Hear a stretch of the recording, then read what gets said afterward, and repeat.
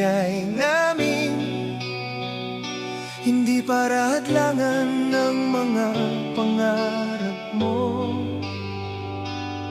Gusto lang namin makita kang ligtas sa mundong hindi laging pabor sa'yo.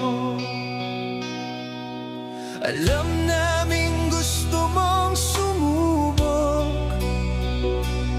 at maranasan ang sarili mong landas,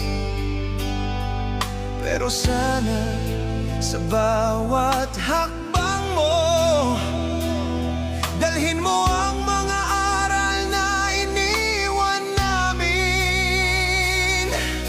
Hindi namin gustong kontrolin ka, gusto lang naming gabayan ka.